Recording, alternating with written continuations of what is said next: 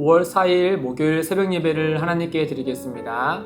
오늘 우리에게 주신 하나님의 말씀 민수기 22장 21절에서 35절의 말씀입니다. 발람이 아침에 일어나서 자기 나귀의 안장을 지우고 모압 고관들과 함께 가니 그가 감으로 말미암아 하나님의 진노하심으로 여호와의 사자가 그를 막으려고 길에 서니라. 발람은 자기 나귀를 탔고 그의 두 종은 그와 함께 있더니 나귀가 여호와의 사자가 칼을 빼어 손에 들고 길에 선 것을 보고 길에서 벗어나 밭으로 들어간지라.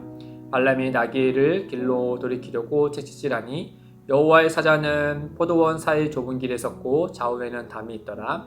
나귀가 여호와의 사자를 보고 몸을 담에 대고 발람의 발을 그 담에 짓누름에 발람이 다시 채찍질하니 여호와의 사자가 더 나와서 좌우로 피할 데 없는 좁은 곳에 선지라. 나귀가 여호와의 사자를 보고 발람 밑에 엎드리니 발람이 노하여 자기 지팡이로 나귀를 때리는지라. 여호와께서 나귀의 입을 여시니 발람에게 이르되 내가 당신에게 무엇을 하였기에 나를 이같이 3번을 때리느냐. 발람이 나귀에게 말하되 내가 나를 거역하였기 때문이니 내 손에 칼이 있었다면 곧 너를 죽였으리라. 나귀가 발람에게 이르되 나는 당신이 오늘까지 당신의 일생 동안 탄 나귀가 아니냐. 내가 언제 당신에게 이같이 하는 버릇이 있었더냐. 그가 말하되 없었느니라. 그때 여호와께서 발람의 눈을 밝히시매 여호와의 사자가 손에 칼을 빼들고 길에 선 것을 그가 보고 머리를 숙이고 엎드리니 여호와의 사자가 그에게 이르되 너는 어찌하여 내 나귀를 이같이 3번 때렸느냐.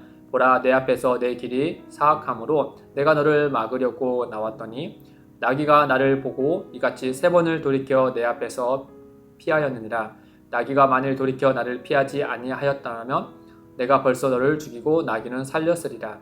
발람이 여호와의 사자에게 말하되 내가 범죄하였나이다. 당신이 나를 막으려고 길에 서신 줄을 내가 알지 못하였나이다. 당신이 이를 기뻐하지 아니하시며 나는 돌아가겠나이다. 여호와의 사자가 발람에게 이르되 그 사람들과 함께 가라. 내가 내게 이르는 말만 말할지니라. 발람이 발락의 고관들과 함께 가니라. 아멘. 오늘 말씀도 어제 발람의 이야기를 계속 이어가고 있습니다. 이 발람은 이 발락의 제안에 따라서 길을 나서기로 됐죠. 다만 하나님께서 이를 허락하신 이유에 대해서 한 가지 조건을 거셨습니다. 그 조건은 바로 이 발락에게 가긴 가되 하나님께서 이 발람에게 이르는 그 말만 말할지니라 라는 것이었죠. 그렇게 발람은 이 발락과 하나님 사이에서 나름의 중재안을 들고 이제 발락에게 찾아가는 자리였습니다. 그런데 이제 길을 나섰는데 갑자기 문제가 생기죠. 이 평소 주인의 말을 잘 듣던 나귀가 더 이상 앞으로 가지 않는 것이었습니다. 이 발람은 처음에 이상하게 생각하고 계속해서 말을 듣지 않으니까 3번이나 채찍질을 하죠. 그럼에도 불구하고 이 나귀는 한 발짝도 앞으로 나가지 않았습니다. 이를 본 발람은 이게 도대체 무슨 일인가 라고 하면서 분노만 또 화만 내고 있었죠. 반면 주인의 말을 듣지 않던 나귀에게는 나름의 이유가 있었습니다. 너무 중요한 이유였죠. 왜냐하면 그의 눈앞에 여호와의 사자가 칼을 들고 길을 막아 서고 있는 것이 아니겠습니까? 그러니 그 앞으로 한 발짝도 나갈 수 없었던 것이죠. 성경은 앞서서 22절에 이 이유에 대해서 이렇게 먼저 우리에게 설명해 줍니다. 22절에 보면은 그가 감으로 말미암아 발람이죠. 발람이 감으로 말미암아 하나님이 진노하심으로 여호와의 사자가 그를 막으려고 길에 서니라. 20절에 보면은 하나님께서 발람이 가도록 허락하셨잖아요. 앞서서 20절에 보시면 그럼에도 불구하고 어째서 하나님이 이 발람이 감으로 인하여서 진노하시고 그 길을 막아 섰을까? 우리가 오늘 말씀에서 보면 32절에 이 발람이 하나님의 명령과 반대되는 사악한 일을 하려고 했다라는 것을 우리에게 보여주고 있죠. 또 35절에 보면은 내가 내게 이르는 말만 할지니라 라고 하면서 다시 한번 그 점에 대해서 강조하고 있습니다.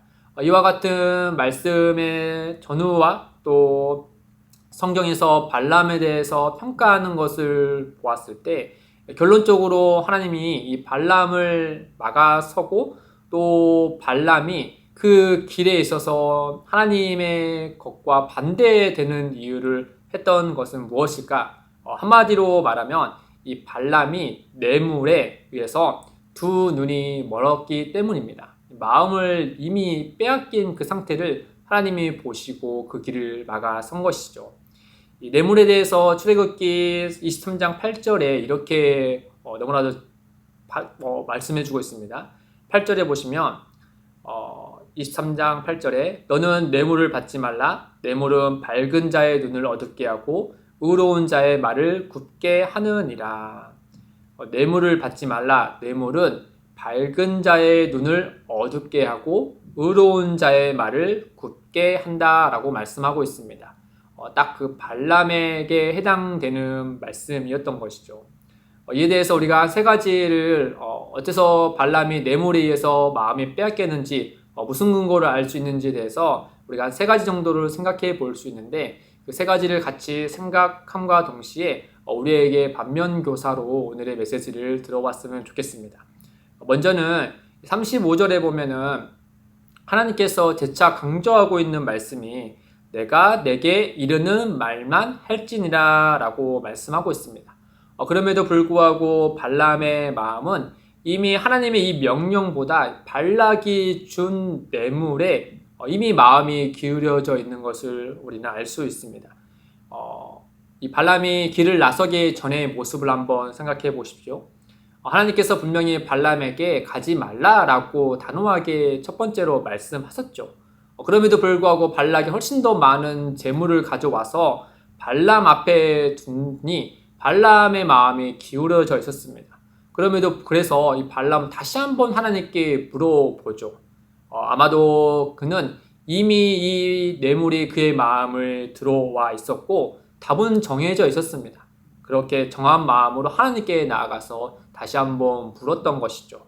그러자 하나님은 가라, 대신에 내가 내게 이르는 말만 할지니라 라고 그에게 조건을 내걸어서 말씀해 주셨습니다. 그는 이미 마음에 이 뇌물에 대한 욕심이 들어와 있었던 것이죠. 또 두 번째로는 뇌물로 그의 눈이 멀었다는 점을 보여주는 대목은 이 짐승인 나귀가 본 여호와의 사자를 발람은 보지 못했다는 것을 우리가 볼 수 있습니다. 길을 나서기 전 발람은 어떤 사람이었냐? 하나님의 음성을 들을 수 있는 사람이었습니다. 영적으로 민감해 있고 또 뛰어있는 사람이었죠. 또 발락이 발람을 데려오려고 했던 이유도 그의 영적인 특별한 때문이었습니다. 그러나 그가 길을 나선 후에 어떻게 되었습니까? 이 짐승인 나귀도 본 여호와의 사자를 그는 보지 못했습니다. 그것도 자기의 칼을 들고 있는 그 여호와의 사자를 보지 못한 채 애꿎은 나귀에게만 채찍질하는 그 영적인 무지함을 이 모습에서 우리에게 보여주고 있는 것이죠. 뇌물로 인하여서 그의 영적인 눈이 어두워져 있는 것을 우리가 이 스토리를 통해서 볼 수 있습니다. 마지막은 성경이 전반적으로 이 발람을 어떻게 평가하는지의 메시지를 들어보면 알 수 있습니다. 특별히 여러 군데 있었지만은 이 베드로가 발람에 대해서 어떻게 평가하느냐면 베드로후서 2장 15절과 16절에 이렇게 말씀합니다. 그들이 바른 길을 떠나 미혹되어 부올의 아들 발람의 길을 따르는도다. 그는 불의의 삭을 사랑하다가 자기의 불법으로 말미암아 책망을 받되 말하지 못하는 나귀가 사람의 소리로 말하여 이 선지자의 미친 행동을 저지하였느니라. 불의의 삭을 사랑한 사람이 바로 부올의 아들 발람이었다. 그로 인하여서 이 나귀로부터 미친 행동을 저지당하는 그와 같은 묘사를 하고 있습니다. 유다서에도 마찬가지로 11절에 보면은 삭을 위하여 발람의 어그러진 길로 라고 되어 있습니다.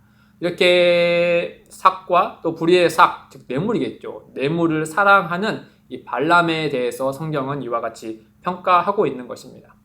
이처럼 발람은 겉으로는 하나님의 명령을 따라서 길을 나서는 것처럼 보이지만 실은 뇌물 때문에 길을 나서고 있었다라는 것을 우리가 결론 지어 볼 수 있는 것이죠.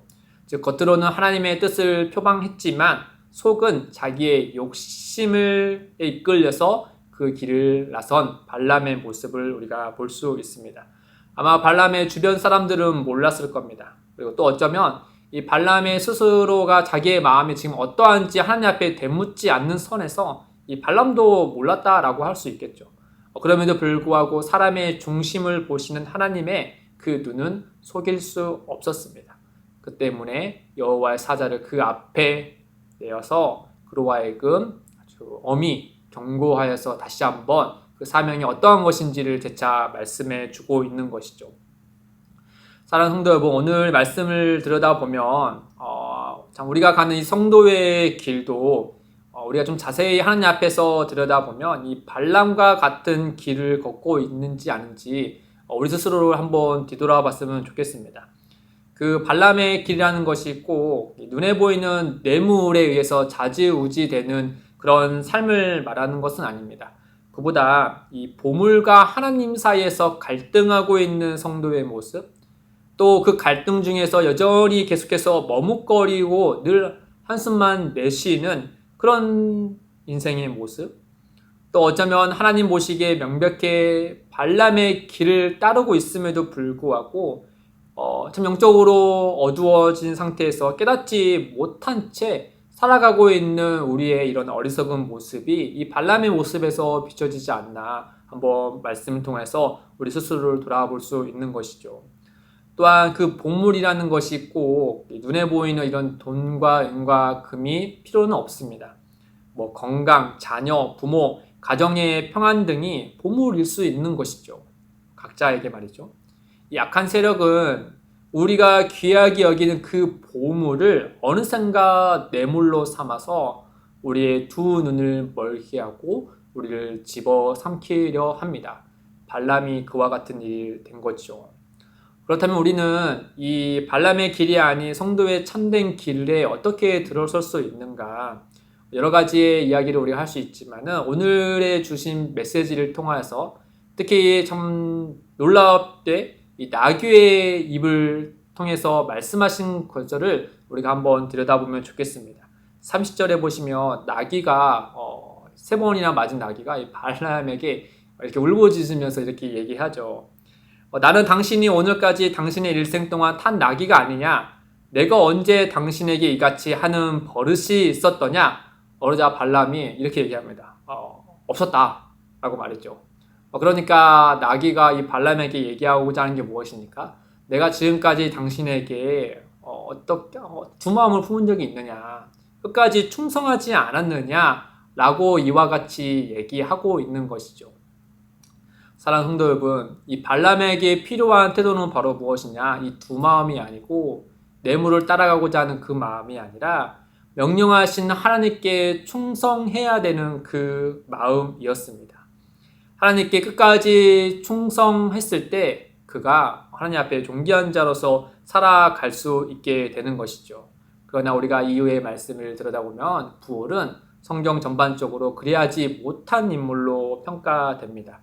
반면에 성도인 우리는 그와 같은 평가를 받아서는 안 되겠죠. 언제 어디서나 우리의 마음은 늘 하나님께 고정되어서 하나님 보시기에 충성된 자인 그런 성도로서 살아가야 할 것입니다. 하나님께서 충성된 자를 어떻게 살피시는지 시편 101편에 6절에 이렇게 아름답게 노래되어져 있습니다.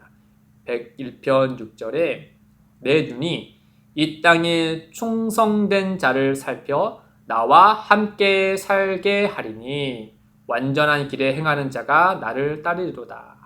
하나님의 눈이 누굴 찾고 계시냐? 이 땅에 충성된 자를 살피시고 나와 함께 살게 하신다라고 말씀하고 있습니다.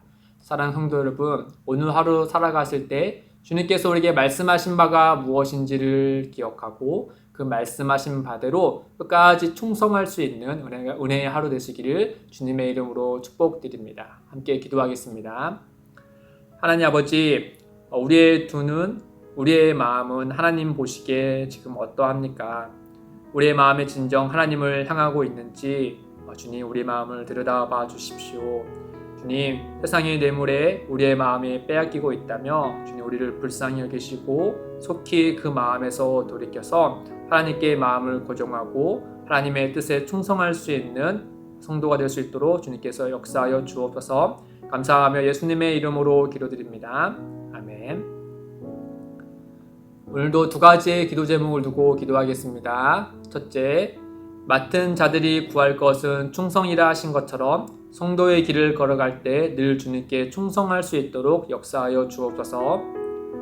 둘째, 기쁨이 되는 교회가 하나님의 뜻을 온전히 따르게 하시고 진정한 복을 공유하는 교회가 되게 하옵소서. 이를 위해 함께 기도하며 나아가겠습니다.